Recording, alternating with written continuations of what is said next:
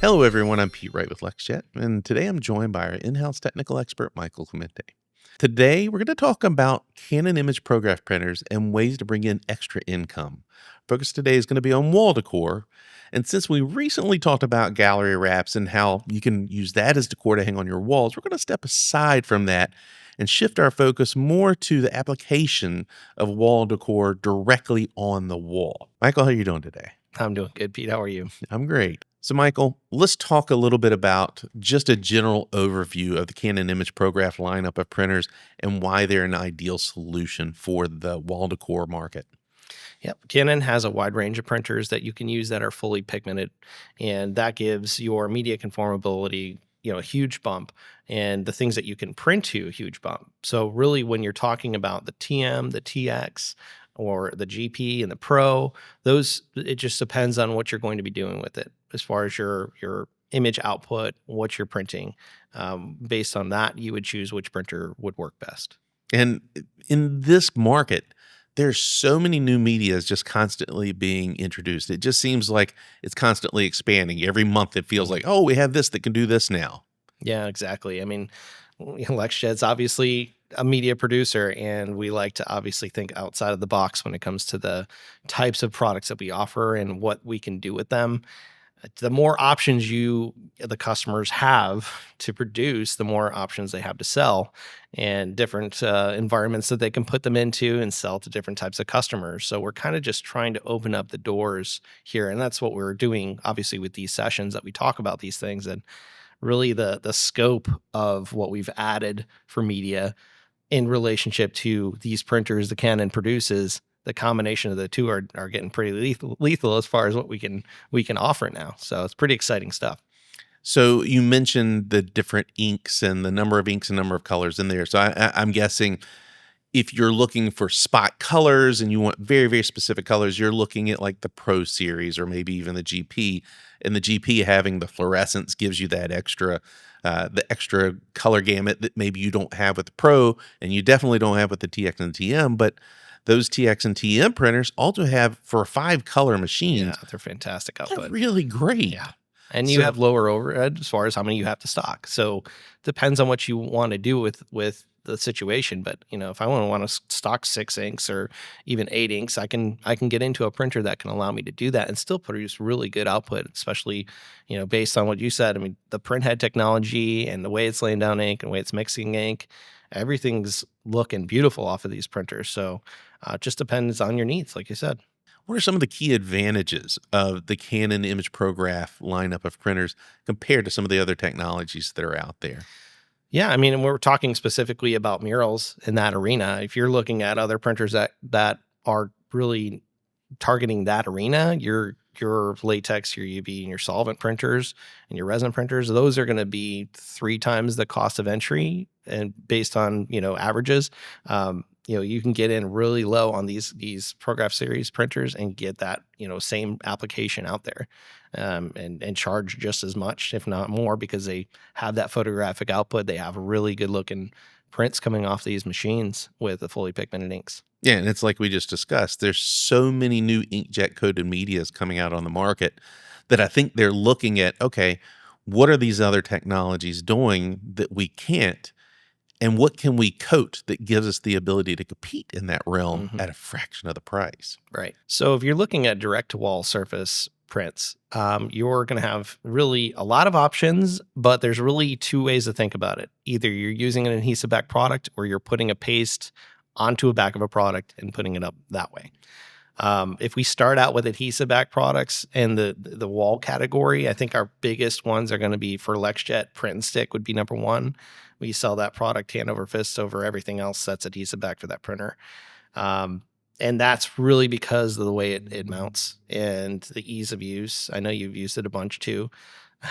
It's just a fun product to play around with. And if I'm even discussing that product in regards to like a jack of all trades solution, that's one that I would always have that on the shelf, because you have the wall murals that we're going to talk about, putting it up and putting it direct to wall, but it just got slip rated. So now you can use it on the floor. You can use it on the windows. It's just a really good product to have on the shelf. And then, if you're talking another adhesive-backed product, we have an extreme aqua vinyl, which is an adhesive-backed vinyl. So typical stretchy, rubbery type of vinyl with the that has that base, and then an extremely removable adhesive. That's how I remember it's called Extreme. I got that embedded in my skull. But that product really works, in regards to flat wall surfaces. So if there's no texture and you want to have a vinyl-based product, you can use that solution as well. The print and stick, again, because it's a fabric, it allows airflow through, whereas the extreme aqua vinyl, it's solid. So, working top down with extreme aqua vinyl, pass by pass, that's how you'd mount that. With print and stick, it's more of a stick it up and smooth it over with your hand type of situation. So I would say, mounting that product's a lot of fun. So that's why I think we do a lot of business with that print and stick. In regards to products that are available for paste applications, I've actually had people use Tyvek a ton, and they've added, traditional wallpaper paste at the back of it. I can tell you that wall surfaces, textures, and that sort of thing, Tyvek hides that a lot. So if the wall surface is textured, I've had people use clay-based paste. So there's two types of paste that you can use if you're adding adhesive paste. There's traditional wallpaper paste, which is water-based, and then there's clay-based pastes, which are clay-based, and that actually helps it fill in those gaps where you have surface tension area issues with heavily, stuccoed surfaces on these walls, and clay-based works really well for that application. And the funny thing is, I had people do ceilings with the gloss canvas, our gloss canvas, the Elements crystal gloss opal. Yeah. So I've had people use clay-based paste and put that onto the ceiling with canvas and make murals that way. So you can kind of get creative. I mean, that was one instance that I was not expecting that kind of came in off the wall where a customer said, yeah, I did this with canvas. I was like, that looks awesome. Looks really cool.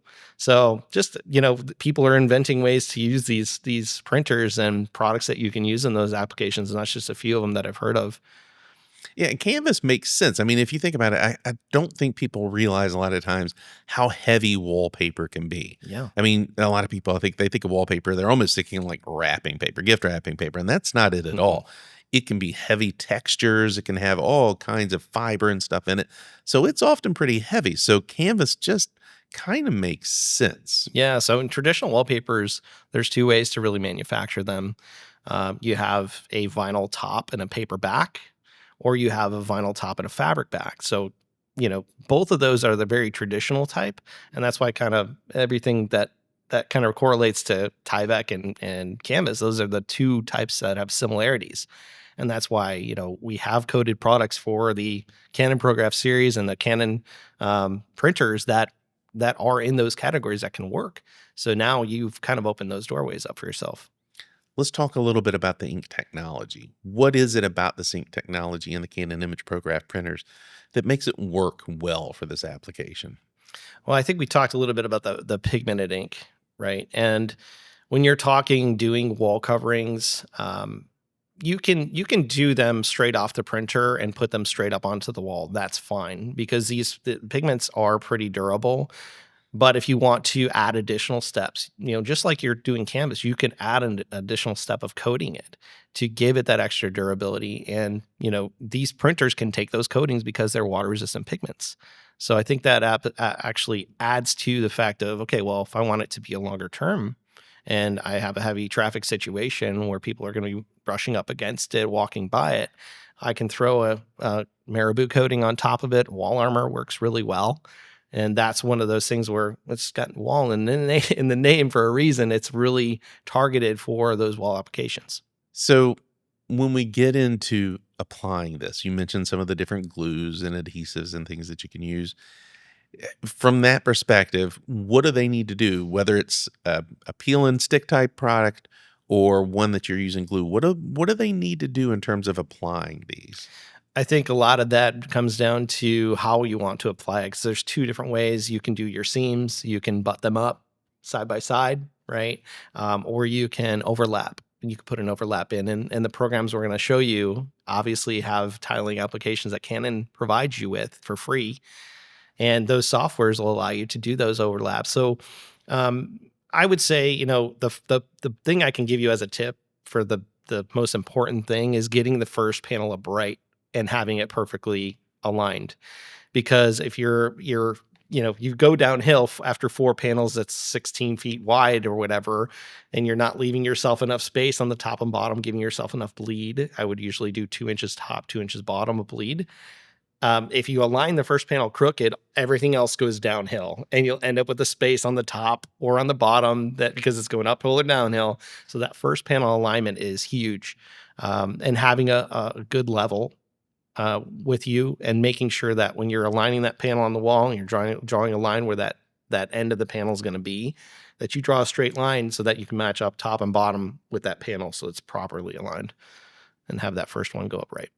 Now, you mentioned software, and we're going to cut over to a real quick little video that you did showing us how to use Free Layout Plus, which is in the name, it's free, but you're going to show us real quick in this little snippet how to use the tiling feature in Free Layout Plus. Yeah, let's take a look. I've measured my wall size, and I brought my image into Photoshop and sized it exactly to the wall size with a little bit of bleed. So now I'm going to bring it into the tiling feature in the Canon Free Layout Plus. I'm going to change my roll width to 36. I'm going to turn my borderless printing on so that I don't have a trimming to do. And then I'm also going to turn on overlap, and I'm going to change it to 1 inch. And now I'm going to change my number of divisions, which is each of them is 36 inches. So I've actually figured out how many panels that I need for the wall. And then I'm going to hit next. And now you can take a look and see that that 1 inch overlap is on each tile.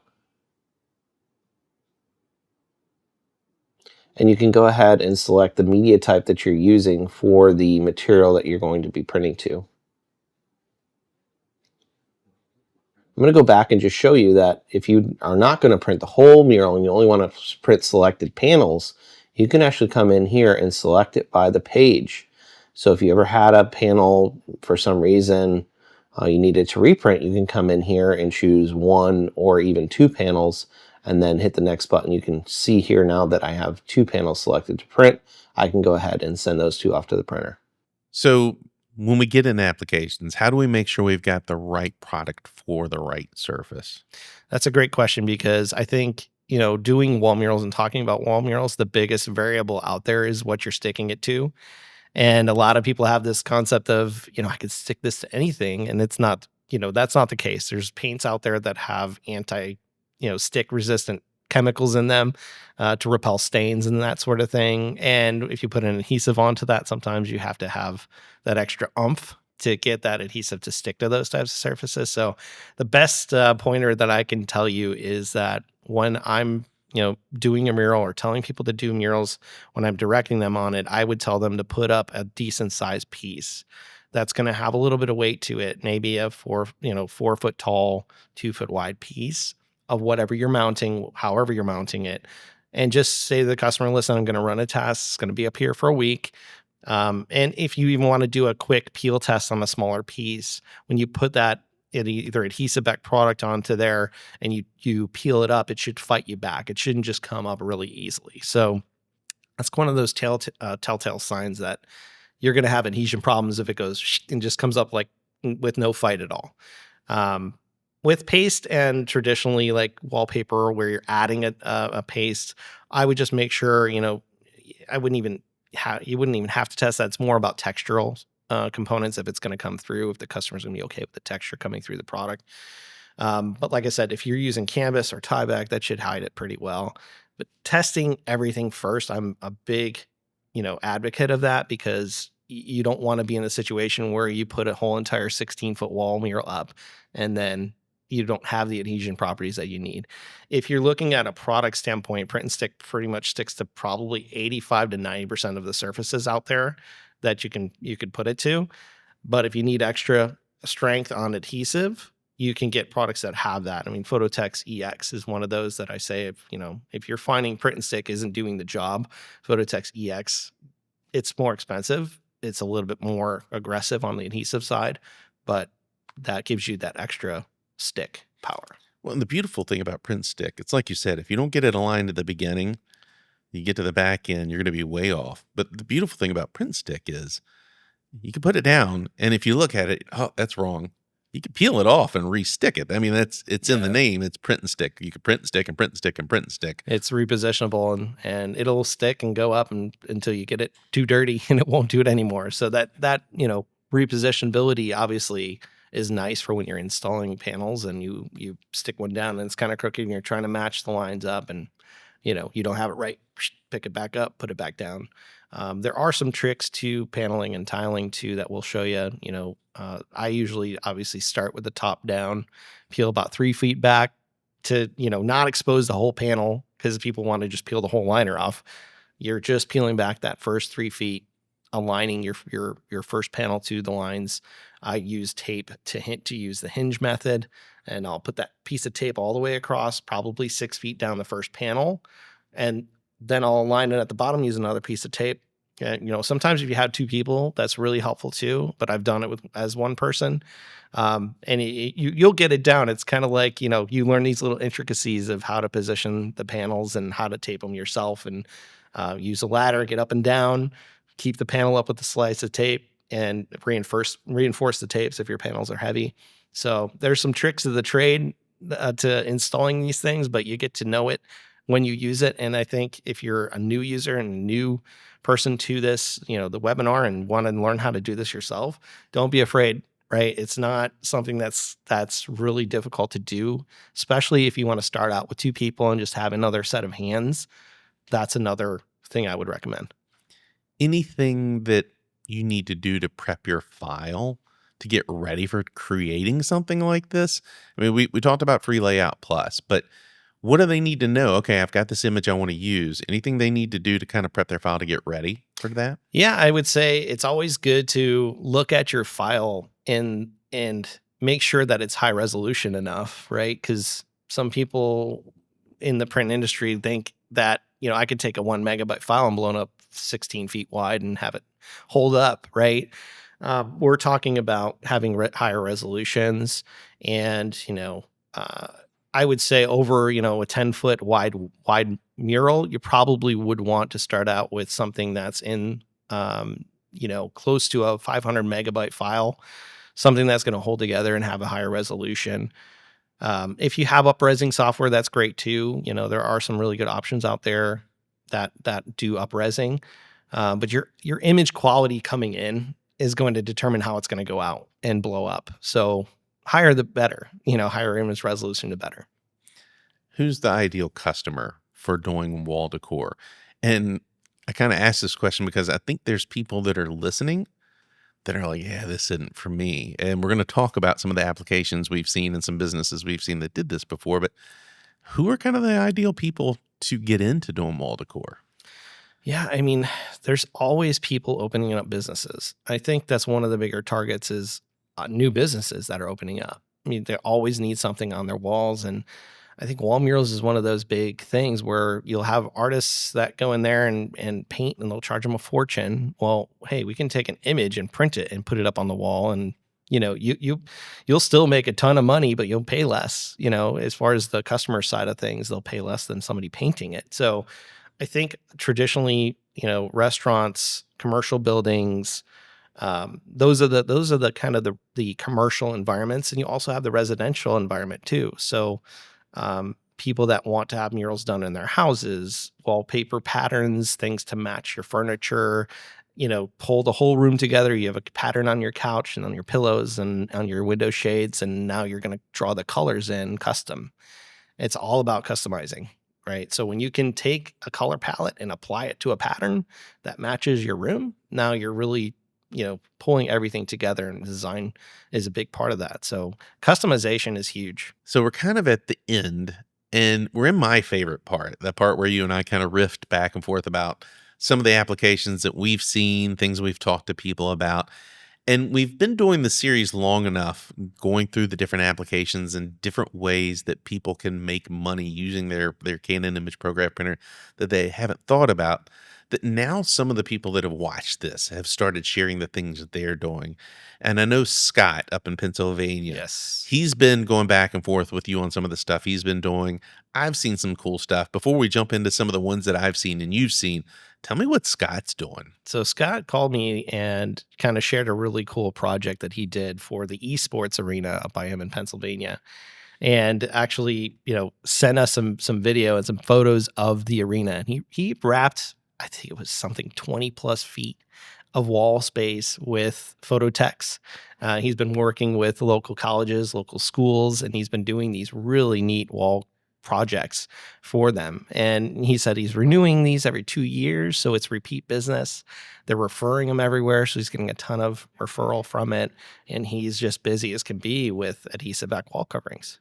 That's insane. Yeah. One of the things that I noticed just yesterday, I was over at our gym nearby and I was working out and I look up at the wall and they've got the Sarasota skyline just right above all the machines. So you're working out and instead of looking at a giant blank wall, they got the skyline up there. So doing creative things like that, it's like it's the wall of a gym. But I think most people wouldn't think, hey, there's an empty space. So if you're a business and you've got a Canon imagePROGRAF printer, every space you walk into that's an empty wall, that's a potential chance that you can approach the owner of that business and say, hey, I think I have some pretty unique ideas to transform your space here. Yeah. And everybody sees, Canon's going to get up to 60 inches wide. Well, they don't think beyond 60 inches. And when you print beyond 60 inches, that just blows people's minds that you can cover a full surface with that image. And it's just such a wow factor at that point. I mean, I've walked into airports. You've probably been going through airports like me, where when you travel, you're always looking around because we're print guys, right? Yeah. We're always looking around for projects, and those wall murals are just, going down the escalator. You look up, there's an empty wall spot that they fill with adhesive-backed product or wall covering. And I think the spaces are out there to be filled. I mean, especially even if it's in your own lobby, if you're trying to impress people coming into your place of work or place of business, and you want to change it up from people having to work in, gray walled environments, having it be interesting to come into work every day and have a nice mural up and, kind of transports you to a different place when you do that. So I think it's cool. And another company that I will mention that is out there that needs this is escape rooms.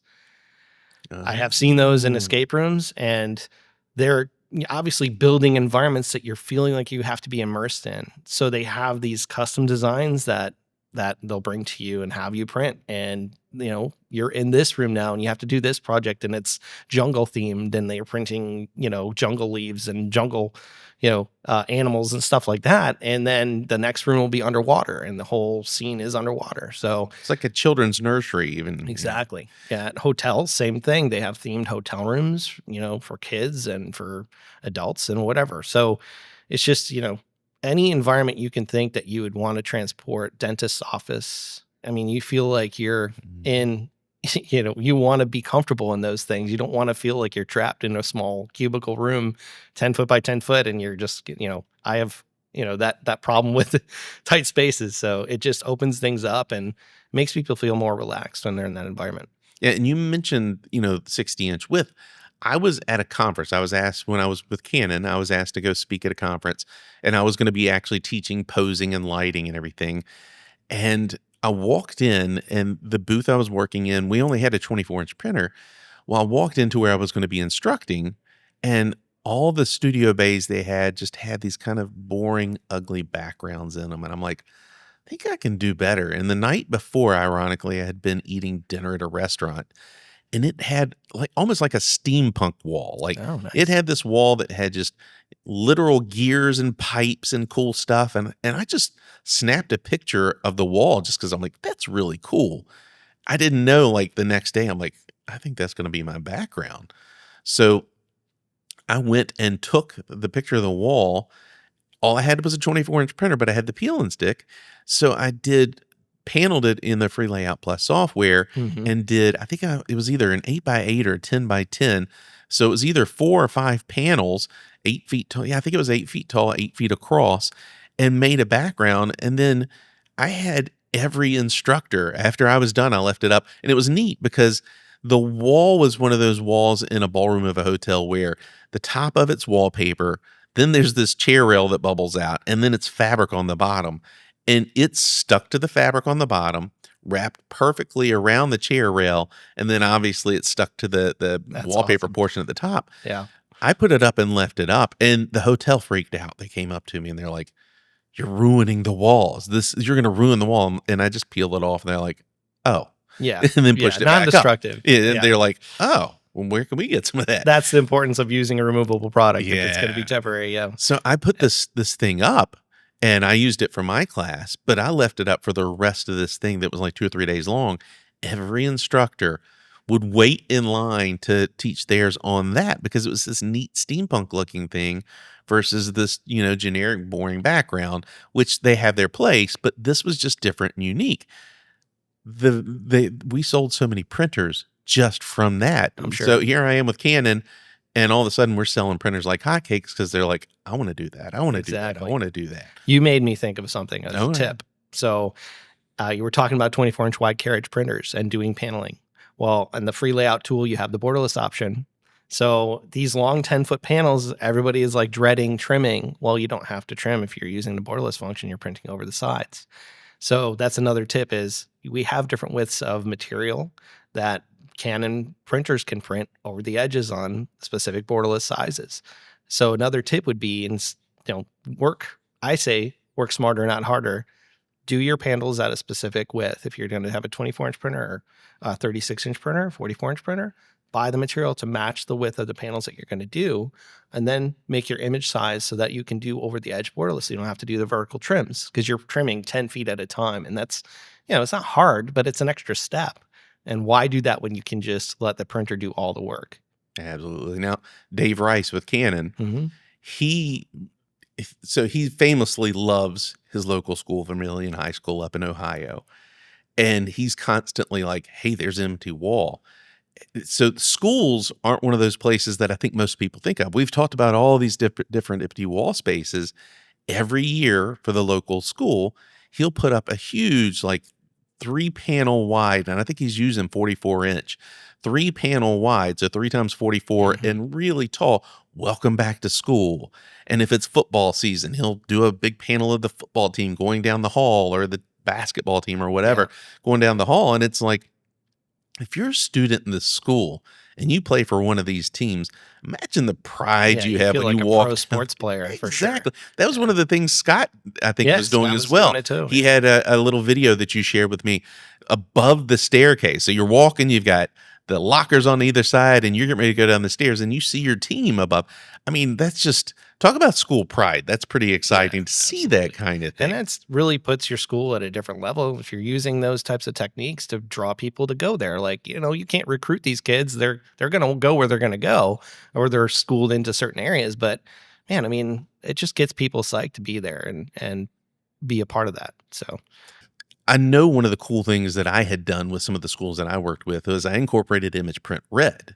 And it allowed me to take photos that I'd taken of some of these athletes. I'm like, "Hey, give me a shot like it looks like you're dunking or diving for a football." mm-hmm. And then I was able to drop that into the image print red software, let it go through and cut it out for me, and then have it print right off of the imagePROGRAF printer, put it on the cutter and cut it out. And now they're not just putting up a full wall decor covering.